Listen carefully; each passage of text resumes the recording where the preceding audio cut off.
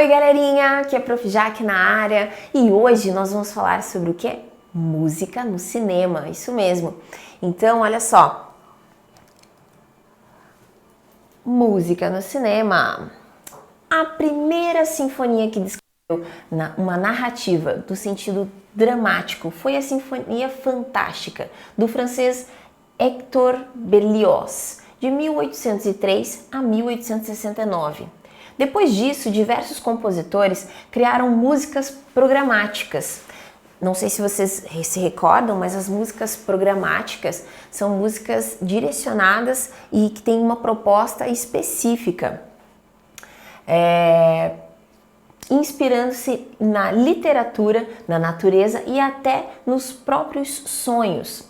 Atualmente, a distinção entre música absoluta e programática serve para entender sua relevância no passado, visto que hoje se entende que é possível ouvir uma obra descritiva sem saber do que se trata, ou mesmo encontrar uma narrativa em uma obra que não foi inicialmente pensada para isso. Então, a música absoluta é a música que ela se basta, ela é por si própria, ela não tem necessidade de ter um apoio literário ou poético, ou até mesmo numa obra visual, numa pintura. E já a música programática não, ela normalmente tem esse direcionamento. Ela trabalha um tema específico em cima de uma imagem inspirada em alguma coisa, como ele até cita aqui no livro, nos sonhos, na natureza, etc. O cinema, no entanto, aproveitou-se dos dois tipos de música e descobriu o sincronismo entre imagem e som, que permitia um envolvimento maior do público. Assim, mesmo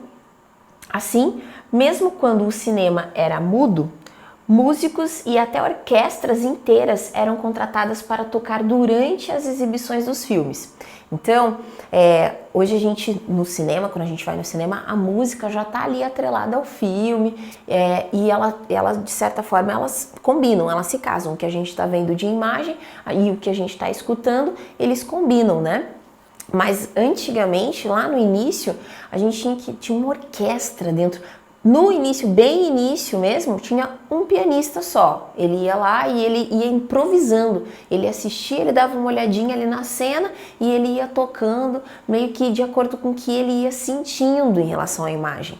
Depois vieram essas orquestras, né? Que daí eles já tinham visto a imagem e às vezes até a pessoa que filmou, né, que gravou, dá uma orientação de como era, né? Então a ideia era um filme de ação ou um filme de terror. Então o compositor que estava ali para tocar um instrumento, para dar essa continuidade para o filme, para dar essa sonoridade, ele já sabia mais ou menos como que funcionava, qual que era a história. Até que, com o desenvolvimento tecnológico, foi possível, mais tarde, a incorporação da faixa de áudio diretamente na película ou no filme cinematográfico. Surgiram então preocupações estéticas com o som, como se ele poderia ajudar na narrativa, quais ruídos poderiam ser inseridos nas cenas, que tipo de música poderia auxiliar o público a compreender a história e a ser conduzido por ela, entre outras. Aos poucos, o som passou a ser utilizado como elemento climático e como condutor da narrativa ou da ação.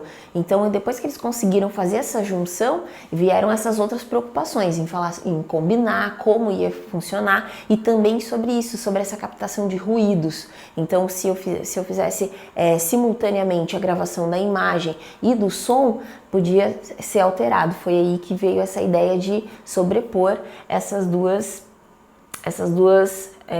artes, né? A da imagem e a da música.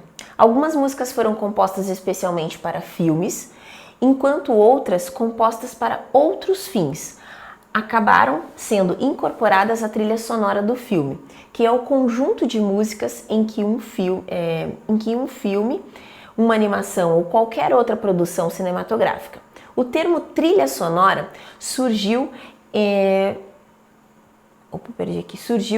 do melhoramento do sistema Vitafone, que unia o projetor ao prato do disco, garantindo o sincronismo entre o filme projetado e as falas, as músicas e os sons gravados.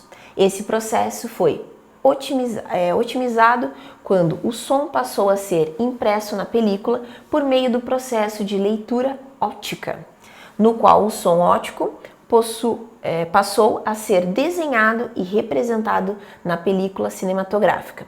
Muitas vezes a trilha sonora é tão marcante, caracterizando personagens, influenciando o público, que acaba sendo transformada em álbum. Então a trilha sonora é esse conjunto de músicas que compõem a continuidade, né, de um filme ou de uma série, de uma novela. Então essa trilha sonora, até mesmo as novelas que a gente assiste na atualidade, elas até têm elas tinham o álbum, né, que era um CD. Agora acho que imagino que vocês nem saibam, né, o que é um CD, mas um CD, né, que continha todas as músicas que tocavam na novela, ou no filme também tem o álbum que compõe o filme, do começo ao fim, tem as músicas que vão acompanhando, e daí você antigamente comprava. Hoje a gente acompanha a música através das plataformas e a gente nem chama mais de CD, né? A gente chama de álbum. Ok? Então ali, ó, reparem nessa imagem, que bacana, tem o pessoal assistência, quem tá filmando, e tem aqui um microfone que também ajuda a captar o som, né, quando o ator está falando, ou os sons que são necessários ali para... Mas normalmente os filmes hoje eles não são gravados, e o som que é gravado ali na hora vai para a cena, vai para a tela de vocês. Muito difícil. Normalmente é feita a captação do áudio e depois ele é feito, se a gente precisa adaptar ou fazer qualquer tipo de correção, ele é feito através da edição. Além das questões apresentadas, existe a sonoplastia, que é a reconstituição artificial de ruídos e sons de uma cena, naturais ou não, como os sons dos passos, da chuva, de beijos, entre outros. Então, como eu disse para vocês, essa captação que acontece do som, ela precisa ser ressaltada, porque às vezes o som do beijo, né, aquele som... ele precisa de mais ênfase, então eu vou gravar e eu coloco por cima junto na edição para dar esse ênfase, né? Porque naturalmente, às vezes com a captação só do som da câmera não é possível. Foi aí que surgiu a sonoplastia. Então aqueles passos quando alguém está caminhando, assim, que é uma coisa que fica muito evidente, obviamente não aconteceu ali um som no mesmo tempo, foi colocado um som editado em cima da imagem. Esses sons devem ser diferentes das palavras, das músicas e dos ruídos naturais, não propositais, que acontecem em cena. A sonoplastia pode ser produzida em cena, nos bastidores, ao vivo ou gravada separadamente. Há também os sons que conduzem o público ao clima das cenas. Então, sabe aqueles sons que ficam muito marcantes, como o do tubarão se aproximando, que faz aquele som tana, tana, que todo mundo fica muito tenso? Isso daqui é esses sons que vão induzindo o público a essa sensação, né? E essas cenas, esse clima que é criado por esses sons é o ambiência ou o background. Esses são sons dos ambientes ou locais dos quais as cenas se desenvolvem, como um supermercado, uma escola, uma nave espacial, um campo de guerra, etc.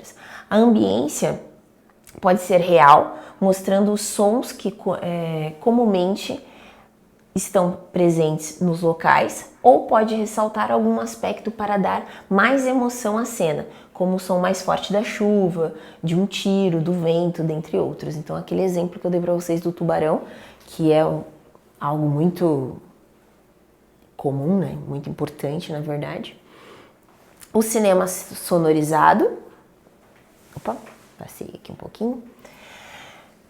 Nos anos que se seguiram à Primeira Guerra Mundial, o cinema transformou-se em um dos principais setores da indústria americana, gerando milhões de dólares de renda aos produtores bem-sucedidos e dominando o mercado mundial.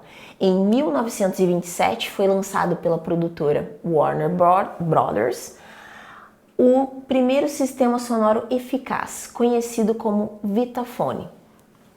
Uma máquina muito grande de projeção que sincronizava o filme a um disco de vinil de 33 rotações. Um exemplo dos mais antigos, os bolachões. Foi um sistema pioneiro que dava a possibilidade de incluir durante a projeção não só música, mas também diálogos e ruídos. Esse invento, apesar de inovador para a época, tinha suas limitações. Baixa qualidade de amplificação, chiado forte, né, do disco e constante possibilidade do disco riscar com o tempo, tirando o filme de sincronismo. De qualquer maneira, é possível dizer que, com esse invento, a música de cena e a sonoplastia passaram a ser consideradas mais importantes e não apenas uma decoração do ambiente. Depois do Vitaphone, o próprio projetor seria usado para reproduzir tanto a imagem quanto o som no sistema Movietone, que imprimia os sons na própria película. A transição do cinema mudo para o sonoro foi tão rápida que muitos filmes lançados em 1928 e 1929, que tinham começado a ser produzidos como filmes mudos, foram sonorizados depois para se adequarem à novidade. Então, foi muito a necessidade de colocar sons, né, e voz nos personagens era muito grande, então isso fez com que evoluísse muito rápido essa transição.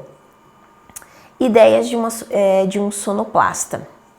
Então, como a gente viu lá, a sonoplastia, o sonoplasta ele é um profissional que lida com os sons de uma produção audiovisual, teatral, propagandística, entre outros, ou seja, é um artista dos sons. Então o sonoplasta, ele é o profissional que trabalha com os sons, ele que faz todas essas junções, ele que produz, né, muitas vezes esses sons ou capta esses sons para trabalhar eles nas cenas de acordo com a necessidade das imagens, né? Sua matéria-prima são os sons que vão ambientar e dar emoção à obra encenada ou gravada. Muitas vezes, quando estamos assistindo a um filme, sabemos que está chegando o clímax, né? Que é aquela parte mais emocionante, que a gente fica muito curioso para acontecer, da cena, pela forma como a música e os sons estão sendo conduzidas. O exemplo lá que eu dei para vocês do filme do Tubarão, né? Que quando ele está chegando, essa música começa a acelerar e começa a dar esse clima. Muitas vezes, dessa forma, percebemos que o trabalho de um sonoplasta é essencial para essas produções, pois caso contrário, ela não despertaria todos os nossos sentidos e não proporcionaria uma experiência tão completa. Então, essa profissão ela ganhou muito mercado. Então, hoje, na atualidade, a gente conta com muitos sonoplastas famosos que trabalham e que têm uma ampla experiência nesse ramo, né? Tanto que para a gente fazer algum vídeo, algum filmezinho caseiro, faz muita diferença se você souber editar o áudio, se você tiver um pouquinho aí de criatividade em relação à sonoplastia, você consegue melhorar bastante, fica super atual. Inclusive tem um aplicativo que as pessoas sempre falam: ai professora, por que você não usa ainda? Porque eu não tenho tempo nem paciência, não consigo acompanhar, que é o TikTok. Então o TikTok ele tá em alta hoje e ele tem esse benefício do áudio da sonoplastia. Você consegue trabalhar os áudios bem legais e colocar os vídeos, os gestuais e as imagens. Hoje a gente vai ficar por aqui então. Espero que vocês tenham gostado. A gente vai dar continuidade nas próximas aulas. A gente vai dando mais informações para vocês. Espero que vocês tenham gostado. Até a próxima. Tchau, gente! Música